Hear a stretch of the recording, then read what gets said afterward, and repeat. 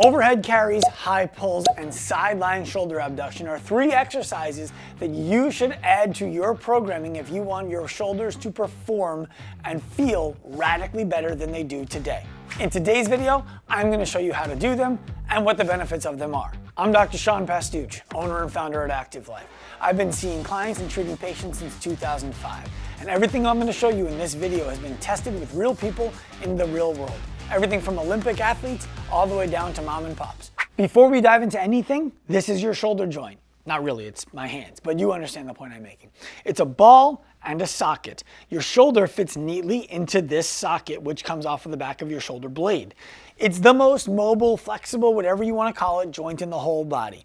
It flexes, it extends, it internally rotates, it externally rotates, it abducts, it adducts, it does it horizontally, it does it all kinds of different ways. Your shoulder moves a lot. So oftentimes the things that we need to do to create more movement availability in the shoulder is to actually create more strength in the end ranges of the motions that we're going to be going into when we use it in the real world. That gives our body a sense of calm and allows us to do things that otherwise our nervous system might just shut down. The first exercise I want to show you is an overhead carry. You're going to grab a dumbbell or a kettlebell and you're just going to press it straight up over your head and you're going to hold it here. You're going to walk. That's it.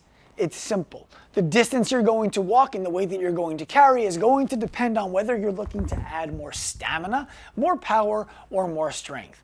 Power is going to be really heavy weight for really short distances, think 10 to 30 meters. Strength is going to be medium weight for medium distances, think between 50 and 100 meters. And then stamina is going to be lighter weights for longer distance, think between 100 and 200 meters without putting the weight down. Let's say, for example, you lack the ability to put a dumbbell over your head. Here's an example of something that you can do in replacement of it. Let's just say that getting a dumbbell over your head or a kettlebell over your head is too uncomfortable. You're lacking way too much of the range of motion. You can get yourself a landmine setup.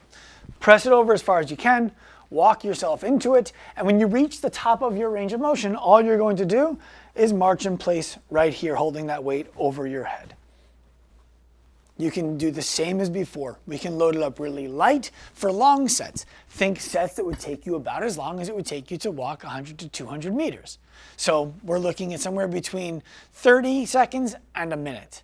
Then we can cut it down to a little bit heavier and we can go for shorter bouts for strength. Think between 20 and 30 minutes. And then we can cut it down even shorter for power for very short bouts. You're looking at 0 to 10 seconds.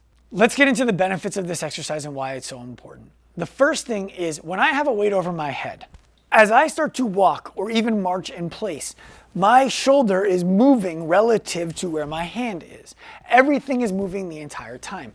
My brain needs to be able to figure out how to situate that weight over my center of mass the best way possible so that I can continue to hold it there without doing any damage to the soft tissue structures of my shoulder. That is going to improve proprioception. The next thing is when I have the weight over my head, it's physically difficult. It's demanding. The muscles of my shoulder are required to work while I'm in this position. That's going to lead to strength, stamina, and or power gains, depending on what we're training, in the position of weakness. If I lack this range of motion or if I lack the ability to train this range of motion very often, then what's happening is this is a weak range of motion. You're going to see that when you do exercises like presses, or if you're in an Olympic lifting environment, jerks, where you press the weight over your head and then you get a little bit of a bounce and then you have to push it back up. If you're finding that extending to the last few degrees of motion, pressing overhead, is a problem for you, overhead carries are an absolute must add. Do it now. Do not pass go. Just add them. The second exercise I want you to add is the one-arm high pull. A one-arm high pull is very simple. The weight's in the middle of the body.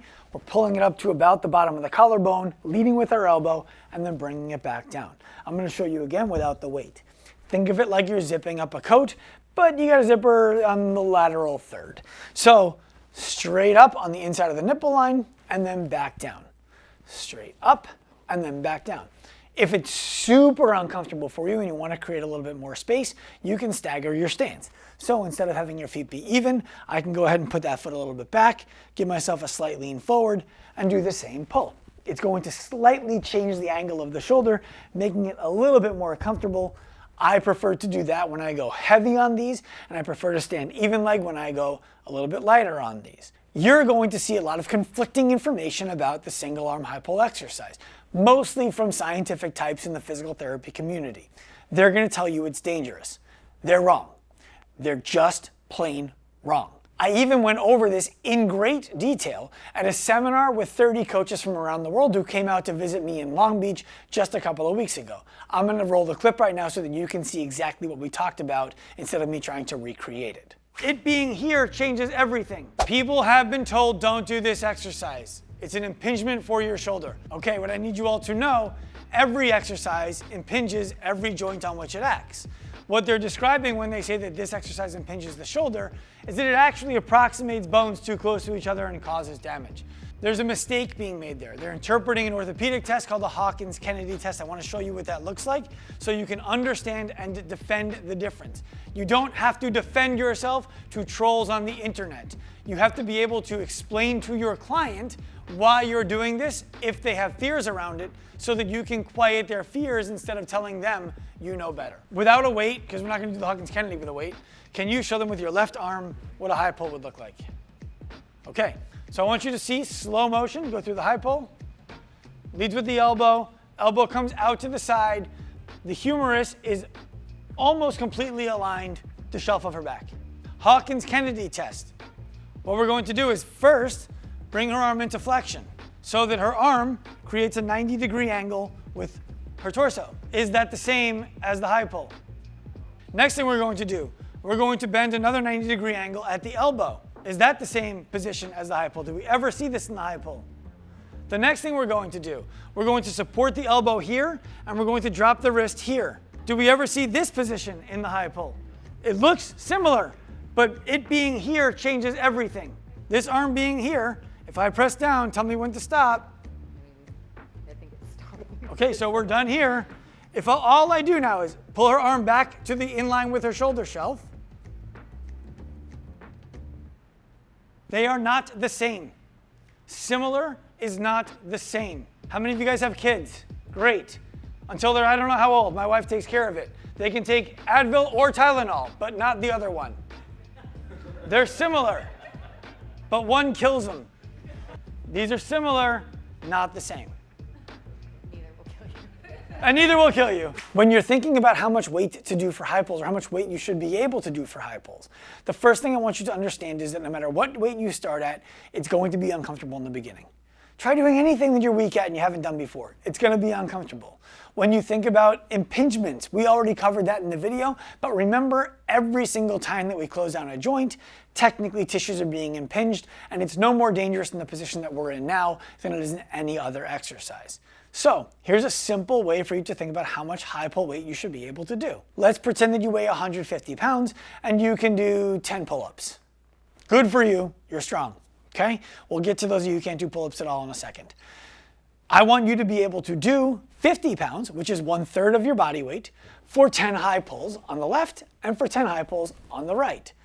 What that means, very simple math. Take 1/3 of your body weight, you should be able to do the same number of high pulls on each arm as you're able to do strict pull-ups with both arms. That's your basic measure. If you can't do pull-ups and you want to use something else to be able to measure what you should be able to do high pulls with, take a weight that you can press. The amount of weight that you can press overhead for a number of reps you can do it at, you should be able to do high pulls for the same number of reps with the same weight in the same arm. And both arms should be the same, or damn near close. When you hear people say things like that exercise is dangerous, I want you to ask yourself this question. Is it dangerous, or is doing it wrong, doing it too fast, doing it without training what's dangerous? The answer is actually the latter. It's doing it wrong, doing it too fast, doing it too heavy without training that makes anything dangerous. Because if we go out into the real world, I want you to think about how many times you pick something off the ground like this and then pull it up. I'll give you some simple examples. You put a backpack on, you pick it up, you slide an arm in. Or you pick it up, you slide an arm in. You put a jacket on, you're going to go ahead and pull your arm back. You start a lawnmower, you start a snowblower. All these different things are examples of you going to the same or very similar ranges of motion. And what do you think is going to happen if you haven't trained them? Now, it's less important that you train them a lot if you're not also training downward pulling, downward pressing, or upward pressing. But for those of you who are training in that way, it's really important that you're getting your high pull strength in as well so that you can build strength, stability, and stamina around your shoulder girdle. What's up? Our next exercise is side-lying shoulder abduction. You're gonna get into a side-lying position that's comfortable for you. Grab a nice light weight. I have 10 pounds here, but I'm a monster, so maybe start with 5. Then you're gonna bring it up straight into the air, and you're gonna start to lower it down at a pace that you can control the tempo at until you start to feel the end range of motion. The end range of motion should feel like a light to moderate stretch underneath the shoulder, right in the crevice of the back of your armpit. And then we're just gonna go ahead and we're gonna repeat it. This exercise can be made more difficult by grabbing a heavier weight and made easier by grabbing a lighter weight, or as sets start to get heavy, what we could do is bend the elbow. Bending the elbow creates a shorter lever and lightens the weight relative to where it's being pulled from. It allows us to create increments that we can't create with the weights that we own if we don't own a wide array of weights or if the gym that we go to doesn't have access to them. Now, I also went through this exercise at the seminar I was talking about recently when a bunch of coaches came out from around the world to learn how to do what we do for our clients. I want to show you something that happened at our seminar where I talked about the area where I want you to feel this as compared to the area where I don't. And it's very important you pay attention to this part of the video. You be a good football ref. Okay, can I add a little overpressure? I mean, nothing. Yes. Discomfort? No. Okay. Yeah, I'm on. That's okay. Too heavy? Okay. So let's try. All right, so the reason why my hand is here, just so everybody understands, the reason my hand is here is I want to make sure that his shoulder blade moves through the proper range of motion. And what that looks like is it's going to keep rotating out and glide up slightly. If his shoulder blade starts going from this to this, I know that he's not getting the range of motion from his glenohumeral joint anymore.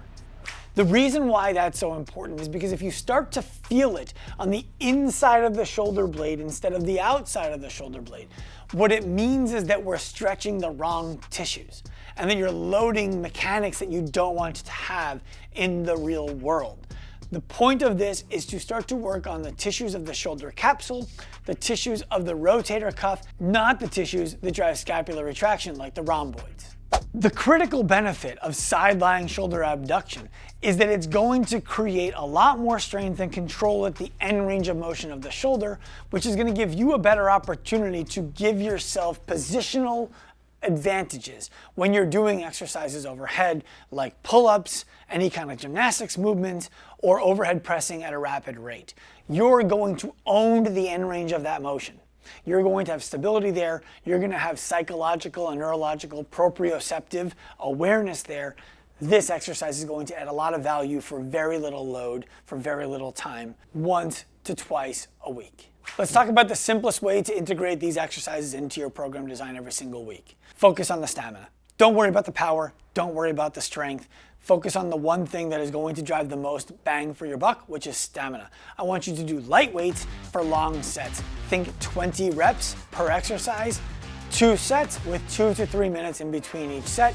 You can pick one day a week when you do all 3 of these things, and you're gonna bulletproof your shoulders in a way that you're gonna thank yourself for in 2 to 3 months from now, because you don't realize how much better you can feel. Remember, if you like this video, like and subscribe and tell your friends about the channel.